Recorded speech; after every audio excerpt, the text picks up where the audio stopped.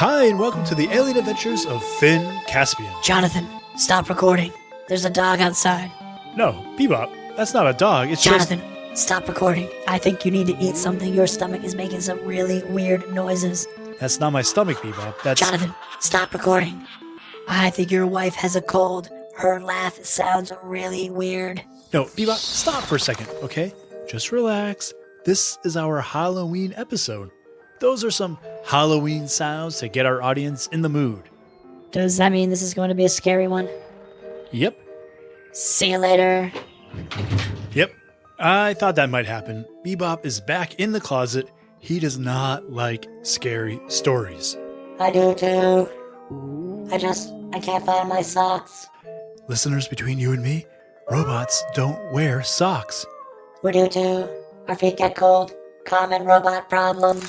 Okay, so, as we said, this is our new Halloween episode. You don't have to be caught up to listen to it. It's a standalone story all on its own. And it's part of Kids Listen Sweeps. We're a member of an organization called Kids Listen that helps support people making great shows for kids. And a bunch of us are making special Halloween episodes. Shows like The Tiny Potters, a Harry Potter show made by two awesome kids, brother and sister, who are huge Potterheads, talking about the Harry Potter books. And What If World, an improvised storytelling podcast for kids where Mr. Eric takes questions from listeners and spins stories out of those questions. It's a great show. Definitely want to check that one out. You can find out more about both of those shows in our show notes. All right.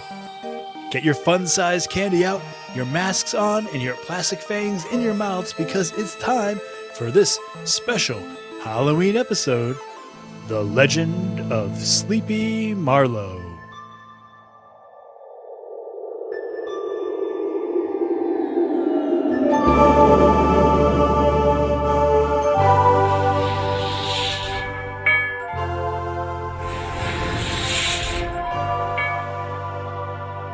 Finn, Abigail, Elias, and Vale were all sitting in the robot room. They'd come here the night before Halloween for supplies. It was Vale's idea to make a Wild Thing piñata that would look like the monsters that had invaded the Marlowe 280 weeks before. The idea was to stand it up somewhere like it was a real monster to scare the other kids and then have the heroic explorers of Troop 301 all bang it until candy came spilling out. So they ventured into the robot room hoping to construct a metal skeleton for their Wild Thing. It was, everyone admitted, Vale's best idea yet. But it was also a huge mistake. They had to get up while the rest of the Marlowe slept to pull their prank, and it wasn't long before they realized they were not alone. "We can't just stay in here while that thing out there roams around," said Abigail. "I say, we take it on." "Take it on with what?" said Vale. "A soldering iron? That thing was huge." "I'm pretty sure it saw us come in here," said Finn. "So we're going to have to move sometime." "Maybe not all of us," said Abigail. "Finn, you and I can run out and distract it away from the robot room, make it chase us down the hall." "Great idea," said Vale. "And we'll stay here and make a piñata." The door to the robot room opened and Abigail and Finn dashed into the hall. And for a moment, all four of the kids could see it. It was twice as tall as any of them and so wide it could barely fit through a doorway. "Ah!" screamed the explorers. Burbled the monster. "Time to run!" yelled Abigail, and she and Finn tore off down the hallway. Vale sprang up and shut the door before the monster made its way in, and they heard it lurch after their friends. "I can't believe it's the Headless Robot," said Vale. "Of all the space stations in all the universe!" The Headless Robot was a legend for space travelers. The kind of tale told late at night to kids zooming across the cosmos. The story had it that the Headless Robot teleported from spaceship to spaceship, looking for its lost head, wreaking havoc wherever it went. Abigail and Finn ducked into the map room, keeping the lights off and their voices low. "Okay, let's not panic," said Abigail. "Not panic," said Finn. "That's the headless robot out there. Unless you have a laser bunny in your pocket, we're doomed." "Not quite," said Abigail as she came up with a plan. Elias, can you hear me?" "Yeah, we can hear you, but come on, whisper." "Okay, sorry. So we think that's the headless robot out there." "Yeah," said Vale. "What gave it away? Its headlessness or its robotness?" "Very funny," said Abigail. "Look, it just needs a head, right? And if it finds its head, it will be appeased, right? The legend says it'll stop haunting spaceships." "Yeah, but it's been out there for years, never finding its head. I doubt we have it," said Finn. "Ah, but what if we made it be here?" said Abigail. "Elias, you're an engineer. Make the monster a head." The other line was silent for a moment, and then Elias came on. "Okay, I have an idea. If you could draw it back toward us." "What? Are you crazy?" "Vale, shh. If you could draw it back to us. There are a couple of heads around here. We can give them a try." Finn and Abigail sat for a moment, saying nothing. They knew if they went back out there, the headless robot would be waiting for them. But what choice did they have? Together they said, 1, 2, 3, and they dashed out into the hall. There was the giant robot. They ducked low just as it swung its thick arms to try to scoop them up. Then they headed back toward the robot room. "This way, Ichabod!" yelled Finn. "Why did you call him that?" said Abigail, as they slowed down to make sure they were being followed. "You know, the legend of the Sleepy Hollow. The headless horseman, Ichabod Crane." "Yeah, but Ichabod Crane isn't the headless horseman. The headless horseman is chasing." The headless robot was right behind them. "Oh, okay, never mind. We can argue about it later," said Abigail. The door to the robot room opened, and there was Elias with a robot head in his hands. "Try this one," he said. "What do you mean, try it? How am I supposed to put it on him?" said Finn. "I don't know, but..." "Ah!" yelled Finn, and he threw the head at Ichabod. The robot caught it and placed it on its shoulders.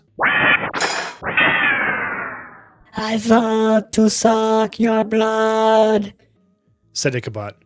"Really?" said Finn. "You gave it a vampire head?" "Oh," said Elias. "That must have been from the old Dracula bot. No wonder it was in the trash." But Finn and Abigail didn't hear him. They were already running away. They dashed around the hall. Now that the headless robot had a head, it could see better and was moving much faster. "Children of the night, come back to me." "Ah!" replied Finn and Abigail.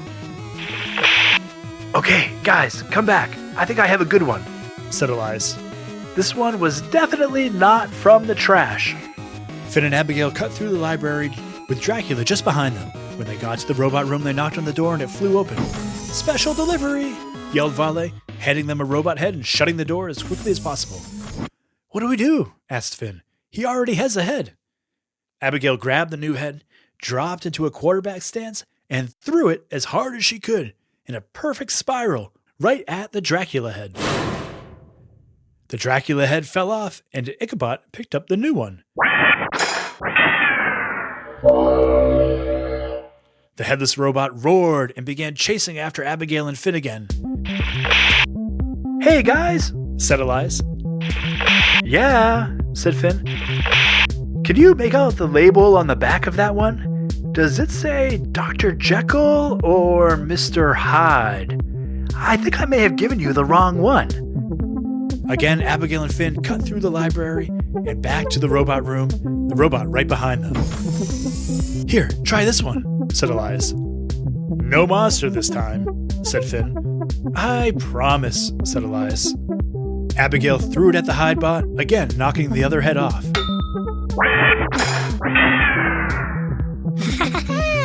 It is I, Hookbot. I told you I would return. Elias! Yelled Finn. Sorry! Said Elias, coming back with another head. Abigail threw that one.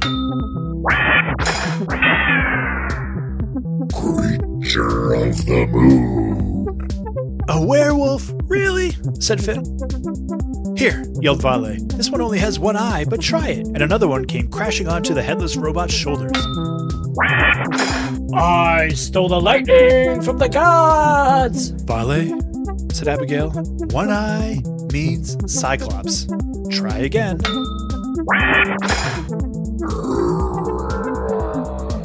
If it has bolts in its neck, it's Frankenstein. Come on, give me another one. A snakehead? Really? The robot started to hiss, a slim mechanical tongue slipping out from its mouth. It backed Abigail and Finn into the robot room and followed them in. Elias came out of the room behind the room, carrying a brand new robot head. Wait, guys, I think I have one, said Elias. Wait, who gave it the basilisk head? That was supposed to be my Halloween trick on you guys. Come on. All right, get mad at us later, said Vale. He, Finn, and Abigail were backed up against the wall, the basilisk bot hovering over them. A little help here. Elias ran over and jumped on the headless robot's back. He peeled off the snakehead and jammed down another one. This one was beautiful, shiny, and chrome. The robot began to power up. What did you give it? Asked Finn. Oh, that one was an early Voltronic Zoo prototype, said Elias. They hadn't yet perfected it, but it was still laying around here. Hello, I am Voltronic Zoo Point 1, the greatest gerbil in all the pudding. The headless robot apparently did not want to become Voltronics, so it pulled its own head off. Elias! Yelled his three friends. Elias spun around. He noticed a robot head up high on a shelf. It looked weather-worn, like it had been out to hundreds of planets, survived dozens of storms, and who knows what else. He ran over, jumped, and grabbed it. Hey, Headless! Catch! He yelled. The robot turned around and caught the head, placing it on its shoulders. Ah, yes, said the robot. Now the wind is still blowing very hard, but it is at my back, and I shall continue my wandering. What shore I may find, whether it be rock or sand, steep or shoal, I know not, but I seek it now.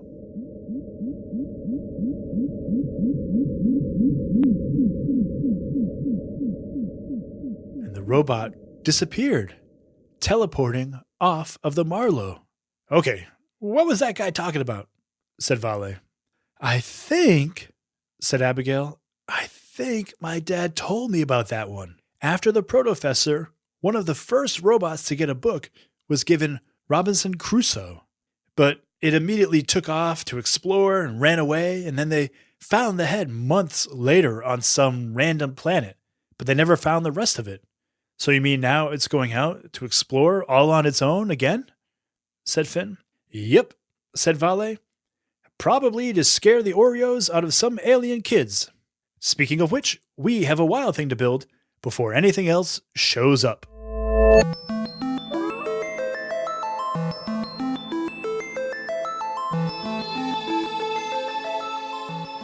All right. Thank you so much for listening to this Halloween episode. My editor is not here with me today. He takes these bonus episodes off, as you know, but we do have something to talk about. In the last episode, there was a puzzle for listeners to solve.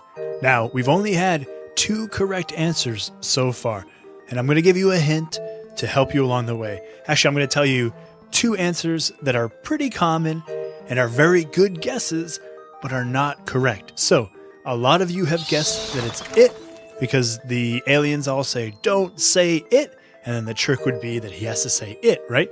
But that's not how this particular puzzle works, but it's a very good guess. The other is that the plaque, I mentioned there's a plaque inside the fountain that he can't read, and that he has to read the plaque in order to say the words, right? The plaque does have something to do with it, but it's a bit of a red herring because we don't know what the plaque says. answer is actually in the episode what Finn is supposed to say. So I don't know, maybe that's enough of a clue. If you think that's enough of a clue to go back and listen, then stop playing this episode right now. But if you want one more clue, here it is. The aliens clearly don't like some words. Figure out what those words are, and you will figure out what Finn has to say. All right, I shall say no more. All right, and I'm going to give you one joke before we get out of here. This is from our friend 10-year-old Frida from New Zealand. She gave us a special Halloween joke. What are you in if you're stuck in a creepy cemetery on Halloween night? You are in grave danger! All right, that's it. Thank you so much for that, Frida. Thank you for all of your awesome guesses. You are all super sleuths, and I think you'll get it now for sure. That's it for today. Everybody have a great, safe, spectacular, fun Halloween, and I'll see you next week.